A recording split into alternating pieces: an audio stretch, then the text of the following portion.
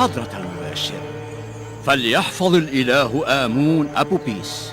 فليحيى الكاهن كيموني قائم مقام ألخماهو.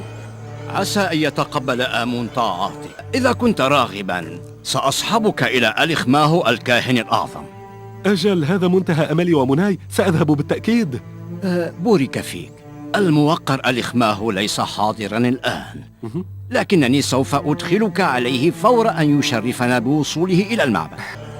أمر أمنحوتب بوتيفار بمهاجمة المعبد وكهنته وتدمير الإله آمون. لا أصدق كلامك هذا، لا أصدق كلامك. المحترم أمنحوتب لا يصدر هكذا أوامر. ألخماهو الكاهن الأعظم لا ينطق بالكذب. سوف أصطحبك إليه كي تسمع منه بنفسك.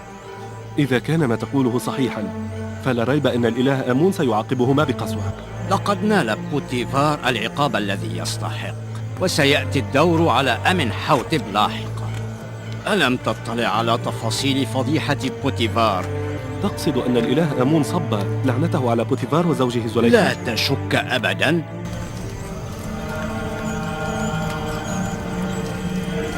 آمون راض عنكم يا عباده الصادقين. إياكم أن تنسوا حق المعبد وكهنته. أرضوا الإله آمون بما تقدمونه من هدايا ونذورات. يا علي المقام، كلمت أبو بيس مباشر مائدة أمنحوتب الثالث. حدثته عن كفر أمنحوتب وبوتيفار، ولكنه رفض أن يصدقني، فوعدته أن أحضره إليكم لاحقا كي يسمع منكم حقيقة كفرهما. تأكد من حضوره عندي. أمنحوتب يجب أن يعاقب بقسوة. إياك ألا يأتي.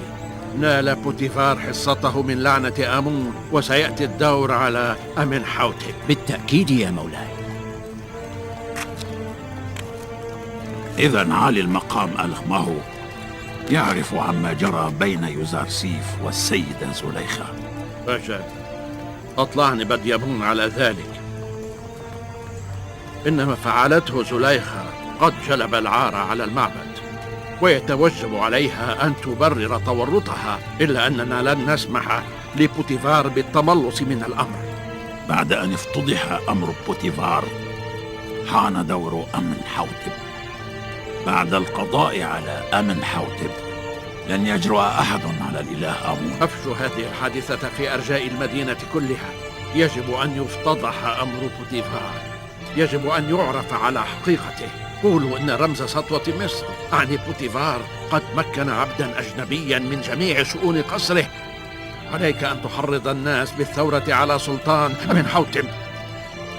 بلغوا الحاكم بوتيفار أنني سأحضر غدا إلى قصره لأتحرى عن الأمر. سمعا وطاعة. لا تنسوا الإعجاب بالفيديو والاشتراك في القناة تشجيعا لنا لنستمر بنشر المزيد إن شاء الله.